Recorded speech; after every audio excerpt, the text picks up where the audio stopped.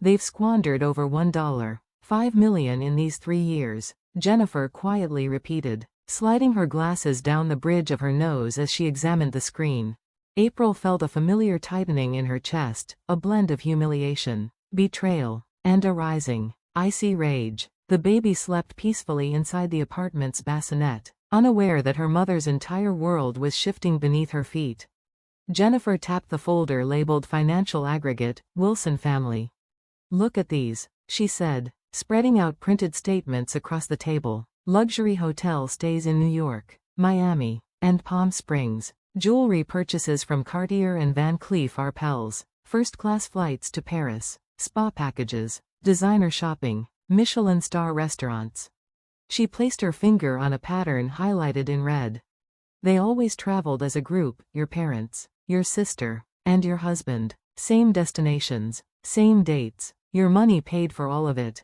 April swallowed hard. While I was pregnant, while I was working, while he insisted we were saving, and wouldn't let me buy a new pair of shoes. Jennifer nodded sympathetically but stayed focused. And here, she pointed, a $14,000 charge at a luxury daycare center. But not your future daycare, your sister's. April blinked. Caitlin doesn't have children. Not yet, Jennifer replied gravely, but apparently, she was preparing in advance. With your money. The room fell silent. Outside, a red line train rumbled faintly in the distance, its metallic hum drifting into the apartment like a reminder that the world continued moving, even when lives fell apart. The digital forensics report. At precisely 10:15 a.m., the doorbell rang. April opened the door to 2 digital forensics specialists from Beacon Analytics. Their equipment cases gleamed like polished steel, cold, clinical, and promising truth. "Mrs. Wilson," said the lead specialist, a woman named Priya, "we'll begin imaging your husband's devices now. You said you cloned the phone 2 weeks ago?" April nodded and handed over a flash drive. "We'll also check for cryptocurrency transfers, offshore accounts, and deleted communication logs." Priya continued, "If anything is hidden, we will find it." Within minutes, their laptops hummed to life. Lines of code streamed down the screens, uncovering the digital footprints Michael thought he had buried. Emails, booking confirmations, encrypted chats, hotel receipts, secret credit lines, private bank accounts. Jennifer leaned forward as Priya zoomed in on a particular message thread. "There," Priya said, "this is important." The message was from Michael to someone labeled Sunset Girl 89. But the profile photo made April's stomach drop. It wasn't a stranger. It was her own sister. Caitlin. Flirting in messages. Sharing hotel room selfies. Discussing their future. Complaining about April being too needy. Planning vacations using her credit card. April's hands trembled uncontrollably. Jennifer placed a steadying hand on her arm. "You need to see this part," Priya added, opening another folder. Inside were screenshots of text messages exchanged between Michael and her parents. Her father wrote, "She'll agree to anything if we keep pressuring her financially. She always folds."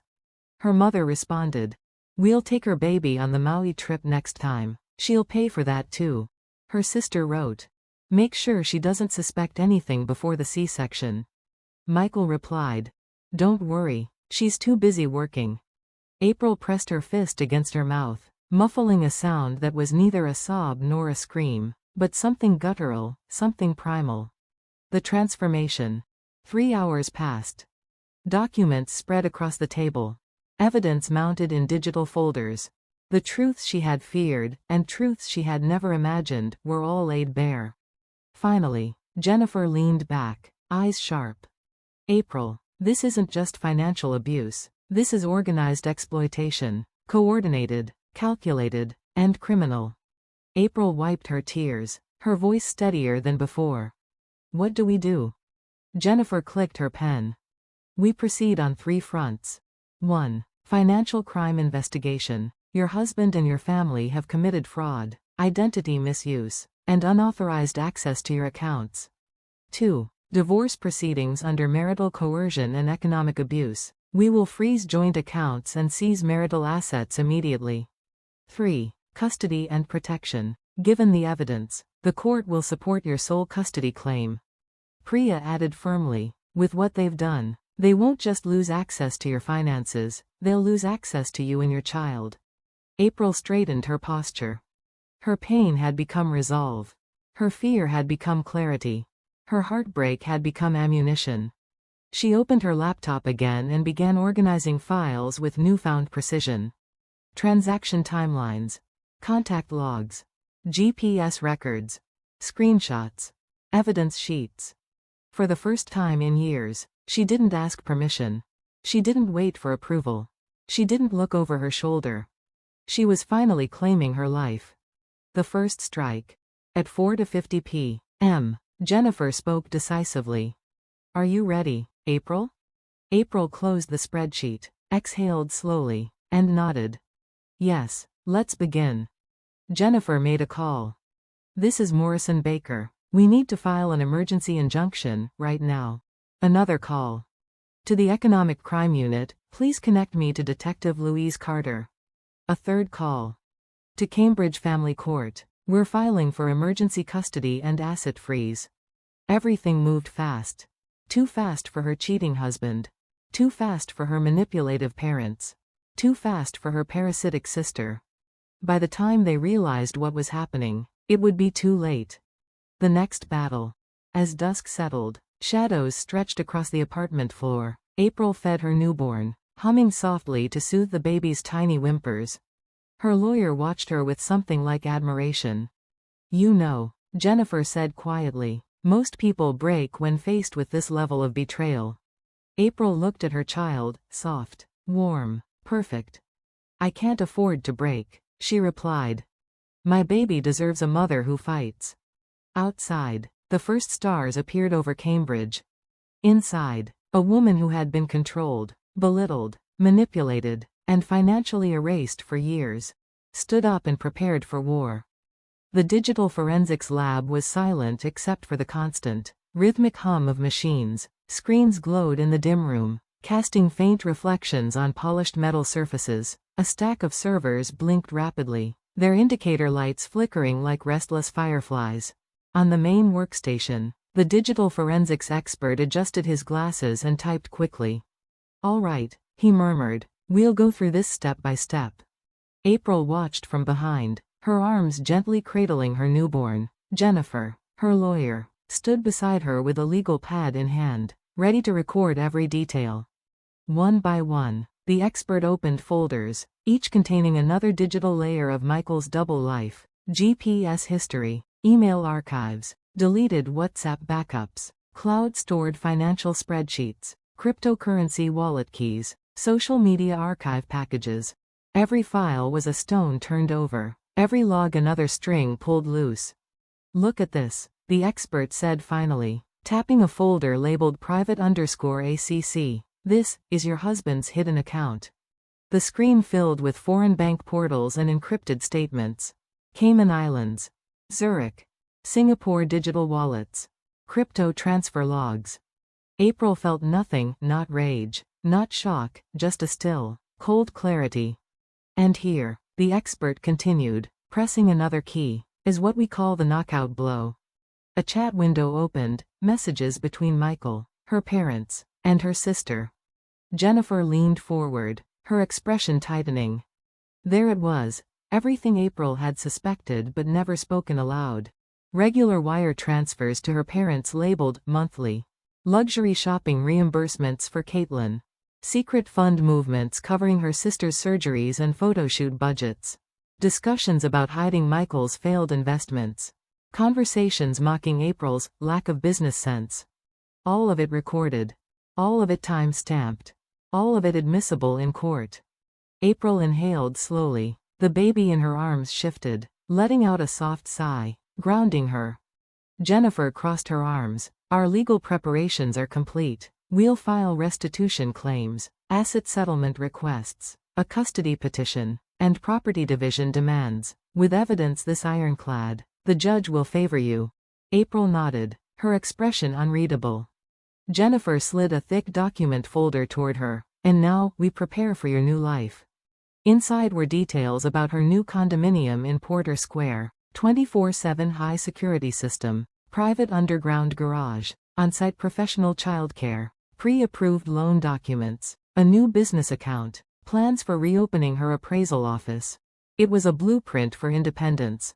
Before they concluded the meeting, the digital forensics expert cleared his throat. "There's something else," he said, projecting another screen. "They've been planning another trip to Las Vegas."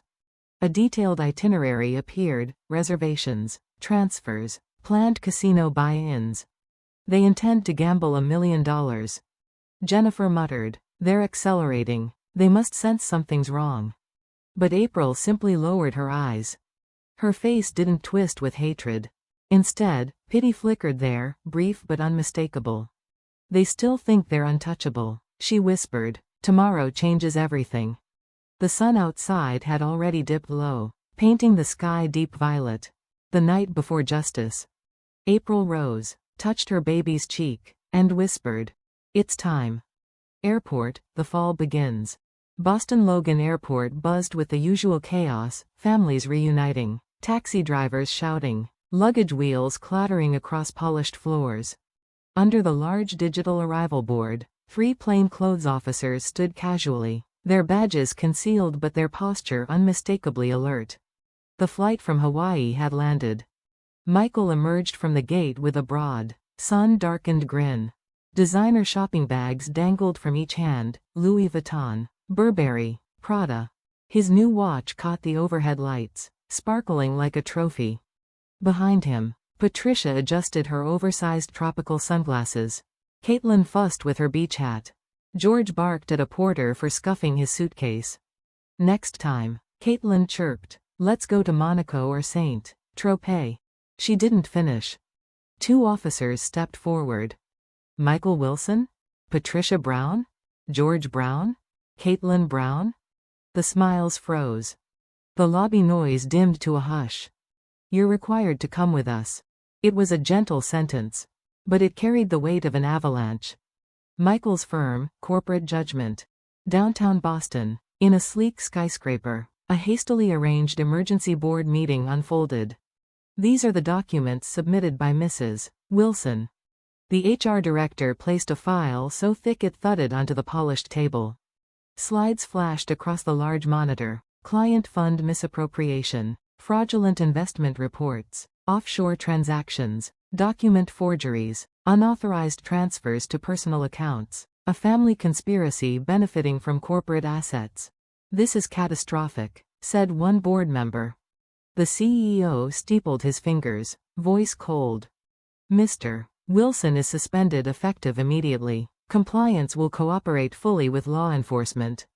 Silence followed. Heavy. Inevitable. Belmont, the collapse of the Browns. In Belmont's quiet, leafy neighborhood, neighbors gathered in whispers as a foreclosure notice was taped to the Browns' front door. George stormed out, face flushed. "What the hell is this?" Emails buzzed through their phones. Bank account frozen. Credit cards suspended. Home loan accelerated. Securities account locked. IRS inquiry initiated. Caitlin stared at her phone in horror, her social media accounts filled with hostile comments, unfollows surging by the second. Another notification arrived. Termination. Employment contract ended. Her hands trembled. Police interrogation. Michael's reality shatters. Inside a gray interrogation room, Michael sat pale and trembling. His attorney spoke without sympathy. "Mrs. Wilson has presented flawless evidence. You're facing claims for misappropriated funds, restitution, marital asset division, compensation, and child support. Your investment advisor license is likely gone." Michael swallowed. Finally understanding. April had outplayed him. Completely. April's new beginning. In her new Porter Square condominium, sunlight washed over the modern interior. April opened her laptop while her newborn slept peacefully nearby. Breaking news banners raced across the screen, stories about financial fraud, corporate scandal, and a once respected advisor's downfall. Her phone buzzed. "Jennifer. Everything is moving smoothly. The police investigation is intensifying. The financial services agency opened a file. His firm is preparing damages claims. April responded softly. Good. Next door. Renovation teams were finishing her new office. The phones had already begun ringing with clients seeking her services. She had a fresh bank account, a business plan, a safe home. The security guard knocked politely. Ms. Wilson, your parents are downstairs. April glanced at the security camera monitor. They looked older, smaller, defeated. Please turn them away. Her voice never wavered. That evening, the Charles River glowed golden beneath the setting sun. April whispered to her sleeping child. As promised, Mama fixed everything. No one will ever control us again. The doorbell chimed. Dinner delivery from Legal Seafoods. A small celebration of freedom. Santa Barbara, 1 year later. Sunlit Spanish tiles warmed under the California sky. State Street bustled with tourists and locals. And inside a stylish office building, a polished sign read, Wilson Real Estate Consulting. April's new company thrived. Her office overlooked palm trees swaying in the winter breeze. A framed California real estate appraiser license hung behind her, earned through hard work and unbroken determination. President Wilson, the San Francisco portfolio is ready for review. Her staff member handed her a thick folder. April smiled. Good. Our negotiations with the tech firms are progressing. Her daughter's voice chimed from the kids' corner. Mama, I'm hungry. April laughed and scooped her into her arms. Lunch at their favorite organic cafe awaited. Far away, Boston felt like a dream she had escaped. Michael now washed dishes at a shabby motel on the outskirts of Las Vegas, his license revoked, his debts towering. Her parents lived quietly in rural New Hampshire, no luxury, no pride, barely enough to manage. Caitlin worked night shifts at an Arizona convenience store, her influencer dreams long dead. Meanwhile, April thrived. Investors sought her. Magazines interviewed her. Women admired her for her resilience and independence. Her newest project sat on her desk. Women's Financial Independence Program. A program to help other women break free, just as she had. At sunset, April carried her daughter outside. Remember, she said softly, Mama promised we'd build a new life, just us, strong, free. The Pacific waves whispered their approval. A new chapter had begun. Not born from tragedy, but from power.